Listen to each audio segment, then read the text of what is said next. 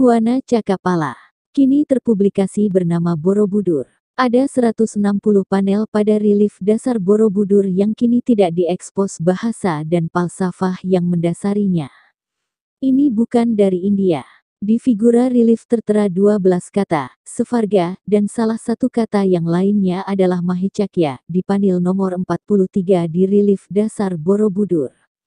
Terlihat bangunan, jelas ini bentuk bangunan yang ada di Nusantara. Inskripsi pada tepi figura ditafsirkan Balai Konservasi Borobudur terbaca. Mahecakya. Transliterasi yang berbeda membuktikan bahasa dalam teks Borobudur bukan Sansekerta. Tapi bahasa ini yang mendasari Sansekerta bahasa leluhur Indonesia, bukan dari India.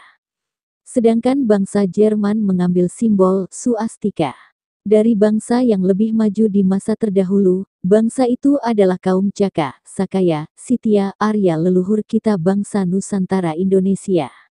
Simbol swastika kini tersimpan di Bali. Dalam kamus Petersburg Dictionary Otto Bohteling dan Rudolf Roth tahun 1879 sampai tahun 1889 dan Saint Petersburg Great Set Dictionary tahun 1855 sampai tahun 1875 disebut beberapa variasi.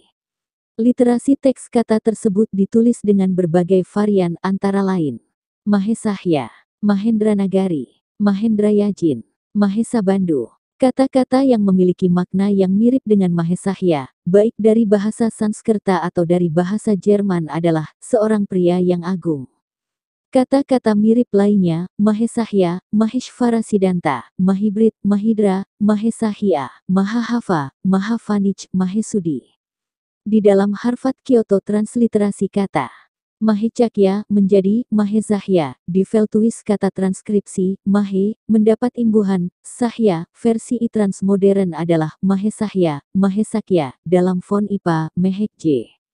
Kata, Mahe, berarti, besar atau bangsa yang besar dan kata, Sakaya adalah kaum Caka leluhur Nusantara Indonesia. Di sini tersebar ratusan prasasti berangka tahun Saka, membuktikan ini negeri Saka Cakya. Mahesahya adalah salah satu kata yang terserap ke bahasa Sansekerta juga digunakan dalam kitab-kitab seperti Upanishad, Veda. Mahesahya versi Devanagari adalah ditulis dalam IAST transliterasi dengan tanda diakritik kata ini ditulis Mahesahya. Mahesahya. Mahesahya adalah seorang pria yang gagah agung, dalam kata Sanskerta dengan terjemahan menjadi seorang pria agung mulia. Pria agung bijaksana itu adalah pemimpin bangsa pada peradaban maju Nusantara Indonesia terdahulu kaum Caka, bangsa Caka yang agung, Mahecakya. Cakya adalah Caka, Saka Aryan leluhur kita. Teks literasi lainnya tertera di relief dasar, Sevarga, berbeda dengan Nirvana, yang diajarkan oleh beliau yang luhur agung di tanah India. Jadi, bukan karena pertimbangan konstruksi yang akan runtuh, sehingga relief di bagian dasar ditutup. Ajaran asli Nusantara, Dharma, sejarawan Barat sebut Dharmik. Yang dibawa leluhur kita diantaranya bernama Sevarnatvipa Dharmakirti juga Sariputra ke daratan India. Setelah Nyadapuntahyang dari Sumatera, adalah kaum Caka, Sakaya tokoh pembawa falsafah itu keluar Nusantara. Menyebar ke 3/4 bumi dan tumbuh di India menjadi 3 agama di sana. Situs Muara Takus di sini pernah berdiri pusat belajar falsafah dasar utama, Dharma. Yang kini masih tergambar di Borobudur dan tersimpan sempurna di Bali. Jadi semua situs juga ajaran asli. Di Nusantara tidak berdasar pada salah satu dari 2 agama India. Tapi yang kini masih tergambar di situs Borobudur juga terekam di ajaran asli Nusantara, adalah yang mendasari tumbuhnya 3 agama di sana, Dharma. Dharmik, Nusantara, The Initial Philosophy of Monotheism, Hyang Widi Tunggal. Kajian telaah pada Prasasti Kelurak. Mari kita telaah dan kaji ulang nama Wangsa Sailendra pada Prasasti Kelurak dalam keterangan di atas tentang nama Sailendra Gurubis, Sailendrawan Satilaksya, Sailendra Raja Gurub Is tertera pada Prasasti Kelurak. Prasasti Kelurak berangka nomor D44 di Museum Nasional, Jakarta. Ditemukan dekat Candi Lumbung, Desa Kelurak di sebelah utara Kompleks Percandian Prambanan, Jawa Tengah. Ditulis dalam aksara Pranagari dengan menggunakan bahasa Sanskerta. Secara garis besar isinya adalah tentang didirikannya sebuah bangunan suci untuk Manjusri atas perintah Raja Indra yang bergelar Sri Sanggramadananjaya. Pada data literatur mainstream yang ada selama ini adalah prasasti menyebutkan tentang pembangunan gedung Buddha suci untuk rumah Manjusri. Kita perhatikan tafsir yang selama ini menyebut gedung Buddha. Benarkah ini berdasar ajaran Buddha? Siapa tokoh misionaris ajaran Buddha yang kesini? Lebih dahulu mana ajaran Buddha yang terlahir di India dengan dibangunnya situs Prambanan? Ini klarifikasi untuk kita kaji secara akademik. Ditafsirkan bahwa patung yang berisi kebijaksanaan Buddha, Dharma, dan Sangha Trinitas sama seperti Brahma, Wisnu dan Maheshvara. Pembangunan bangunan suci ini diperintahkan oleh Raja Indra, dihormati di nama resminya Sri Sanggramadananjaya. Referensi ke dewa-dewa Hindu di kuil Buddha ini menandakan Tantrayana, Vajrayana Buddhisme. Kuil didedikasikan untuk Manjusri diidentifikasi sebagai Sewu Candi, yang terletak tidak jauh ke utara dari Candi Prambanan. Hari ini prasasti tersebut ditampilkan di Museum Nasional Indonesia, Jakarta, dengan nomor inventaris No. D44. Pada data literatur yang ada selama ini adalah prasasti Kelurak adalah sebuah prasasti tanggal 704 Saka, yang ditulis dalam bahasa Sanskerta dengan skrip Pranagari, ditemukan di dekat lumbung kuil di desa Kelurak terletak tidak jauh utara dari Prambanan Candi, Jawa Tengah, Indonesia. Tulisan-tulisan di prasasti itu ditemukan dalam kondisi yang buruk dengan beberapa bagian yang tidak jelas dan tidak terbaca. Sebagian sejarawan hanya bisa menerjemahkan informasi utama prasasti. Prasasti menyebutkan tentang pembangunan gedung Buddha suci untuk rumah Manjusri patung yang berisi kebijaksanaan Buddha, Dharma, dan Sangha. Klarifikasinya. 3 kata Buddha, Dharma, dan Sangha. Ini tidak tepat jika dianggap konsep Trinitas. Karena 3 kata Buddha, Dharma, dan Sangha mempunyai arti yang tidak sama dengan konsep Trinitas. Yang menganggap Trinitas sama seperti Brahma, Wisnu dan Maheshvara. Pembangunan bangunan suci ini diperintahkan oleh Raja Indra, dihormati di nama resminya Sri Sanggramadananjaya. Referensi ke dewa-dewa Hindu di kuil Buddha ini menandakan Tantrayana, Vajrayana pengaruh Buddhisme. Benarkah tafsir mainstream ini? Mari kita fahami tentang Tantrayana Vajrayana, siapa tokoh dari Tibet yang belajar ke Nusantara dan mengembangkannya di sana. Kita akan faham bahwa Tantrayana Vajrayana adalah salah satu dari ajaran dharmik original yang ada di Nusantara Indonesia terdahulu. Mari kita simak, dari mana ajaran ini? Arya adalah kaum Caka leluhur Nusantara. Tertulis pada relief dasar Fuana Cakapala, Borobudur dengan teks literasi kata Mahecakya, bangsa Cakya, Sakaya, Saka Aryan yang agung, disebut Sitya oleh sejarawan Eropa. Kaum Caka sudah ada lebih dahulu jauh dari 78 M dari saat menaklukkan Raja Salivahana India. Angka tahun 78 M ini yang disalah tafsirkan untuk menghitung awal tahun Saka di prasasti. Di masa Prasrivijaya awal Kadatuan dipimpin oleh yang bernama Chandra Nago ada suku. Selain dari Soko utama dari ini anaknya Tumenggung, beranak perempuan yang bersuami kepada cerdik pandai bernama Perpatiah, kemudian mempunyai anak perempuan dalam sistem kekeluargaan, matrinial, bernama Malai, Muni, Jambak dan yang bungsu bernama Pito atau Dewi Pito. Pada masa Aditya Warman, masa setelah penjajahan Kola, dibentuklah persukuan, pada pihak laki-laki disebut Datu Okpatih menjadi suku Caniago, pada pihak istri disebut Bodi Caniago, dan adiknya 4 perempuan menjadi nama suku. 1. Malai menjadi Malayu. 2. Muni menjadi Muniliang. 3. Pito menjadi Pitopang. 4. Jambak tetap. Saat Kadatuan dengan kota suci dan pusat pujanya mengalami penyerangan oleh Kola Mandala dipimpin Koladewa menyerang daerah Gasip, Siak dan keluarga Trah Kadatuan kakak dari Putih Indah Jelito ini diselamatkan ke Sebayang, Selan, Siginggi oleh Datu Sati kini berbentuk kesultanan, masyarakatnya yang tinggal inilah sebenarnya suku yang tersebut bernama awal, Manda Ilang. Mandala atau bentuk pemerintahan dari masyarakatnya yang hilang pimpinan atau pucuk adatnya karena ditinggal, Manda Ilang, berubah menjadi Manda Liong, terbaca dan terucap kadang menjadi Manda Iliong, Manda Iliang, Manda Iling. Wilayah Kadatuan, yang kota suci, dipimpin oleh yang bernama Chandra Nago, wilayahnya disebut Nagori, dengan bahasa, Nagori, Nagari ibu dari bahasa nasional internasional saat itu bahasa, Sanskerta, dengan pusat pujanya, Mongtakui, dan pusat pemerintahannya di Bukit Katangka, di daerah wilayahnya pada radius 75 km yang kini disebut dengan Koto, yang memakai angka, yaitu 13 Koto, Kampar. 5 koto, Tapung 6 koto, Subayang 12 koto, Kapur 9, Pangkalan 6 koto, Gelugu 6 koto, Rokan 4 koto, Rajo 5 Selo, Andiko 44. Ada daerah di masa Prasrivijaya sebelum tahun 78 Masehi dari pusat puja di kota suci, Mongtakui, kini terpublikasi menjadi situs Muara Takus.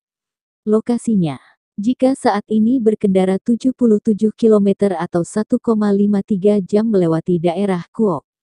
Literasi dua kata, Arya, dan Tantra terekam menjadi satu kata yang kini disebut daerah Aliantan. Jalan dari arah Aliantan menuju Bukit Suligi masih terdapat Goa Garuda, dan Goa Hanoman, tempat para Arya melakukan kontemplasi, samadhi, mempelajari Tantra. Disinilah di daerah Aliantan, para Arya dengan metode pembelajaran Tantra menjadikan manusianya menjadi berkemampuan melebihi orang biasa, sakti. Karena ilmu rahasia yang bernama Tantra di kemudian hari dibawa oleh pelajar Atisa ke Tibet menjadi Tantrayana, Vajrayana Mazhab Buddhisme Mahayana. Di Aliantan ada Raja Fatsal Vanua yang bernama Datu Oksuri Maharaja di Raja Indo, masyarakat lokal Aliantan sebut dengan singkat Datuk Majindo. Nama ini pada masa pra-Islam sebelum disebut Sriwijaya adalah Datuk Maharaja di Raja Indo, keturunan dari silsilah Chandra Nago. Aliantan adalah pintu gerbang utama bagian utara untuk menuju kota suci, dimulai dari Siak Hulu, pencerminan, pantai cermin kurang lebih 100 km untuk masuk ke pusat kota Kadatuan, harus melewati jalan yang kini disebut Timbun Tulang. Nama ini tersiar karena dahulu di kanan kiri terdapat tumpukan tulang belulang manusia. Panglima pemimpin jalan dan pintu gerbang ini bernama Sang Hyang Datuok Panglimo Bujang Ombun, yang terkenal ganas dan menyita hartanya terhadap para pendatang yang berniat tidak baik yang akan masuk ke kota suci, harus melewati jalan yang kini disebut Timbun Tulang. Panglima pemimpin di Aliantan bagian dalam kerajaan Suri Maharaja di Raja Indo ada dua tokoh. 1. Sang Hyang Datuok Panglimo Hampuo atau disebut Panglima Campo. 2. Sang Hyang Datuok Panglimo Sikubin, dari tra ayahnya yang berada di pusat Kadatuan bernama Sang Hyang Datuok Maharaja di Raja Sikubin, dan nama para putranya inilah yang disebut Tantra. Literasi teks kata Tantra berasal dari kata Tan, artinya memaparkan kesaktian, kekuatan dewa, atau bisa diartikan sebagai intisari esensi, atau asal ajaran-ajaran ini yang kemudian berkembang di India. Juga yang dibawa di kemudian hari dibawa oleh pelajar Atisa ke Tibet menjadi Tantrayana, Vajrayana Mazhab Buddhisme Mahayana. Ketika terjadi peperangan antara bangsa Kaun Arya melawan Dravida bangsa asli India, lahirlah Sadasiva. Artinya, dia yang selalu terserap dalam kesadaran, kemudian dikenal sebagai Siva, Siwa. Sumbangan terbesar kaum Arya bagi peradaban adalah pengenalan konsep Dharma. Inilah konsep ajaran leluhur Nusantara dan kumpulan kitab tanya jawab tentang ilmu rahasia, dikenal sebagai Tantra Sastra. Prinsip-prinsip Tantra terdapat dalam Nigama, sedangkan praktik-praktiknya ada dalam buku agama. Kitab-kitab yang memuat Tantrayana ada 64 diantaranya, Mahanirwana Tantra, Kularnawa Tantra, Tantra Bidana, Yoginirdaya Tantra. Buku-buku kuno itu hilang dan sebagian lagi tak dapat dimengerti karena tertulis dalam tulisan rahasia untuk menjaga kerahasiaan Tantra terhadap mereka yang awam. Pancama, 5M, adalah Madhya, Mamsa, Matsya, Mudra, dan Maituna. Ajaran tersebut lebih diarahkan kepada konsep Karma Marga, Bhakti Yoga, dan Jenana Marga Praktika Tantrayana, yaitu Maka. Kama, dan Pancaka, atau dikenal dengan Pancama, atau Malima, sering disalahartikan menjadi Molimo, yang buruk. 1. Mada, madya, tengah artinya lebih kepada jalan tengah, tidak terlalu banyak atau kurang, tidak terlalu keras atau lemah, yang kemudian ditafsirkan buruk menjadi mabuk minuman atau tidak sadar. 2.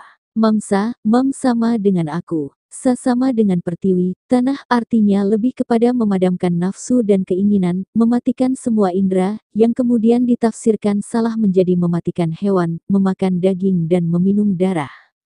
3. Matsya, nyaman, luwes, mengalir artinya lebih kepada keluasan pergerakan, merasakan empati dan simpati, tidak kaku. Dalam samadhi, yoga, disebut pranayama, yang bertujuan agar pikiran menjadi tenang dan mudah bermeditasi, yang kemudian ditafsirkan pada hal yang buruk menjadi memakan ikan kembung beracun.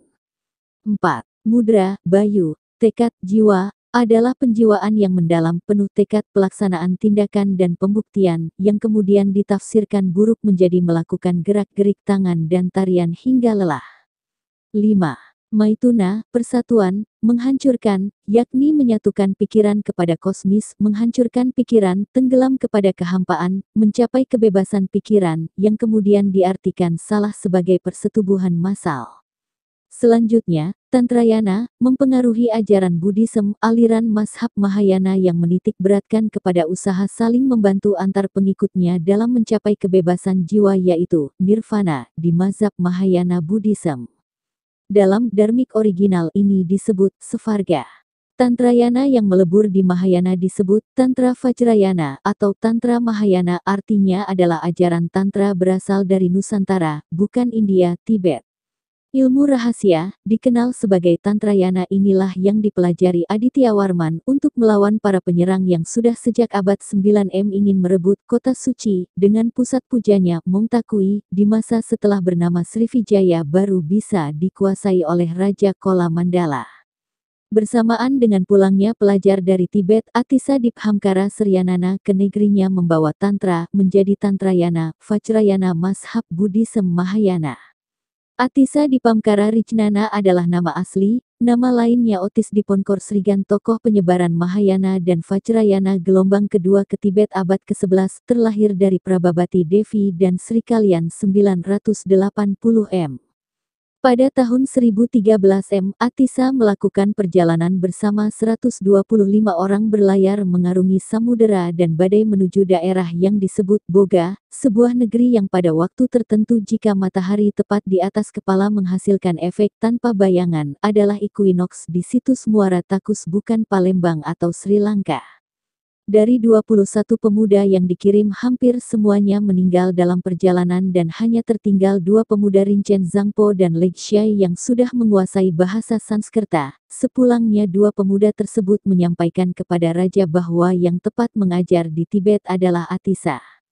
Atisa Diphamkara Ricnana tinggal selama 12 tahun di Nusantara Svarnatvipa, belajar kepada guru besar bernama Serlingpa Dharmakirti atau Svarnatvipa Dharmakirti, kembali ke negerinya mengajar di Tibet selama 3 tahun dan wafat 1054 di Nyetang, Tibet. Jadi, ilmu rahasia, dikenal sebagai Tantrayana, adalah bagian dari konsep Dharma, yaitu Dharmik original, konsep ajaran leluhur Nusantara Indonesia yang di kemudian hari mendasari lahir dan berkembangnya ajaran Hindu, Buddha dan Jaina di India, yang hingga kini tersimpan sempurna di Bali dan tergambar di Borobudur masa dahulu berawal di Svarnatvipa. Jangan terbalik, leluhur kitalah yang mewarnai 3/4 muka bumi, di antaranya tanah India. Ini fakta akademik bahwa sejarah tidak pernah bohong, kepentingan penulisanlah yang menjadikan catatan sejarah menjadi bohong. Kuil didedikasikan untuk Manjusri diidentifikasi sebagai Candi Sewu, yang terletak tidak jauh ke utara dari Candi Prambanan. Hari ini prasasti tersebut ditampilkan di Museum Nasional Indonesia, Jakarta, dengan nomor inventaris No. D44. Pada keterangan di atas yang tersebar selama ini tentang penafsiran terhadap prasasti Kelurak terdapat kata-kata kunci antara lain Manjusri, Tantrayana, Vajrayana, Sangha, Brahma, Wisnu, Maheshvara, Buddha, Dharma, Kata-kata ini ada pada ajaran Hindu dan Buddha. Pada penjelasan di atas terdapat kesamaran untuk penegasan apakah nama seseorang yang dalam hal ini sebagai Wangsa Sailendra seperti tertera yaitu Sailendra Gurubis, Sailendrawan Satilaksya, Sailendra Raja Gurubis. Pada prasasti Kelurak oleh sejarawan ditafsirkan tidak jelas beragama Hindu atau Buddha. Penyebutan kata-kata di atas yang sumir atau samar cenderung diarahkan kepada ajaran Buddha. Di sini penulis akan mengkaji ulang dari mulai filsafat India, sejarah agama Hindu dan Buddha serta pemakaian dan pemaknaan kata tersebut dan kaitannya dengan prasasti Kelurak. Dan kita akan dapat menyimpulkan bahwa nama tercantum pada prasasti sebenarnya berdasar pada ajaran apa. Sebagai bahan kajian untuk dapat menyimpulkan apakah Wangsa Sailendra yang tertera pada prasasti Kelurak beragama apa, baiknya mari kita ketahui dahulu tentang ajaran filsafat agama Hindu dan Buddha, perbedaan dan kesamaannya. Kita lebih dahulu memulai dengan memahami asal-usul tentang bahasa Sanskerta. Bahasa Sanskerta. Posisinya dalam kebudayaan Asia Selatan dan Asia Tenggara mirip dengan posisi bahasa Latin dan Yunani di Eropa. Bahasa Sanskerta berkembang menjadi banyak bahasa-bahasa modern di anak benua India. Bahasa ini muncul dalam bentuk praklasik sebagai bahasa Weda. Yang terkandung dalam kitab Rigveda merupakan fase yang tertua dan paling arhais. Teks ini ditarikan berasal dari kurang lebih 1700 SM dan bahasa Sanskerta Weda adalah bahasa Indo-Arya yang paling tua ditemui dan salah satu anggota rumpun bahasa Indo-Eropa yang tertua. Bahasa Sanskerta adalah bahasa bangsa Nusantara Indonesia maju terdahulu, bukan bahasa dan berasal dari India saat ini. Salah kaprah dan propaganda kolonialis telah menjadikan bangsa ini seolah hanya menjadi bangsa pengimpor budaya dan bahasa bangsa lain.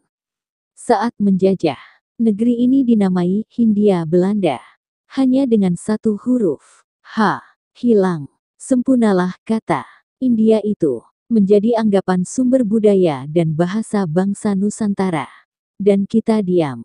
Perhatikan, bahasa Sanskerta telah lama ada di Nusantara sejak ribuan tahun lalu dipergunakan leluhur kita. Literasi kata, bahasa itu sendiri berasal dari bahasa Sanskerta berarti logat bicara.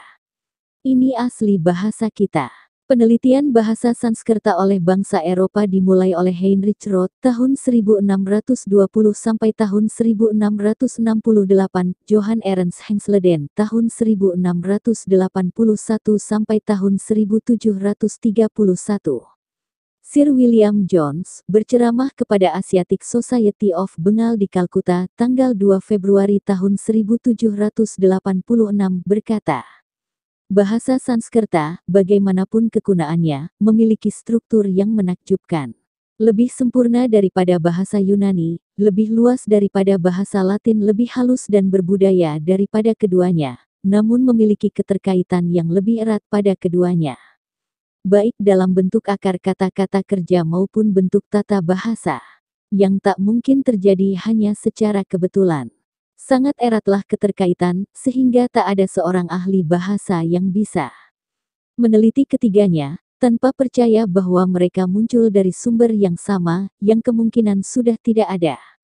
Muncul dari sumber yang sama, yang kemungkinan sudah tidak ada. Kata-kata terakhir, William Jones ini membuktikan sumber Sanskerta itu bukan berada di tempat ia berceramah.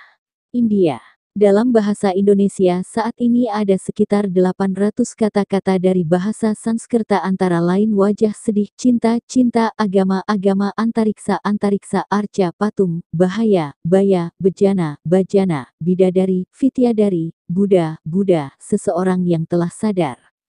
Kata-kata ini ada yang diserap langsung dari bahasa aslinya, yang terserap dari bahasa Jawa dipakai sebagai pembentukan kata-kata baru disebut neologisme. Ing bau sastrane Jawa kuna kurang dari 50%. Dari itu, bau warnane, asale saka basa Sanskerta. Catatan, mainstream saat ini tentang Sanskerta adalah terpublikasi nama Panini kemudian Devanagari, bahasa Brahmin lebih tua lagi Aramik. Itulah sumber Sanskerta. Benarkah? Panini, orang Pakistan pertama kali menulis tentang tata bahasa Sanskerta yang berjudul Astatyayi, buku tata bahasa Sanskerta. Karyanya ini memuat 3.959 hukum bahasa Sanskerta ditulis abad ke-5 SM. Aksara Devanagari, dari bahasa Sanskerta kota dewa, aksara ini muncul dari aksara Brahmi dan mulai dipergunakan pada abad ke-11. Aksara Brahmi, aksara ini ditulis dari kiri ke kanan. Menurut hipotesis aksara ini berdasarkan huruf Aramea digunakan. Raja Asoka 270 SM 232 SM. Abjad bahasa Aramaik adalah yang dipakai masyarakat Aram yang tinggal di daerah sekitar Mesopotamia, Syria, sekitar abad ke-10 SM, Kekaisaran Achaemenid 331 SM, Aram kuno 500 SM, berubah menjadi Aram imperial, bahasa kekaisaran. Perhatikan, semua yang dianggap sumber abjad bahasa paling tua adalah tahun 500 SM, sementara di Nusantara jauh sebelum tahun itu telah berdiri tempat belajar ilmu pengetahuan, setingkat pusat universitas diantaranya ilmu bahasa Sanskerta. Tempat belajar setingkat pusat universitas bernama Dharmapala di Savarnatvipa dibangun sebelum Nalada di Bihar India 427 m. Tokoh Dharmapala 670–580 SM lahir di Savarnatvipa adalah murid Dharmadasa, guru Dharmakirti dan lainnya pelopor ajaran Dharma, Dhamma di tanah India. Jadi, bahasa Sanskerta adalah bahasa asli Nusantara, dipelajari dan dipakai oleh leluhur kita menyebar ke 3/4 muka bumi bersamaan dengan penyebaran falsafah ajaran, Dharma, Dhamma, yang mendasari tumbuhnya 3 agama besar di India. Kitalah yang mewarnai India. Ditandai dengan bahasa Sanskerta dan falsafah dasar utama, Dharma atau Dhamma. Berlanjut ke bagian 7. By Santo Sabah.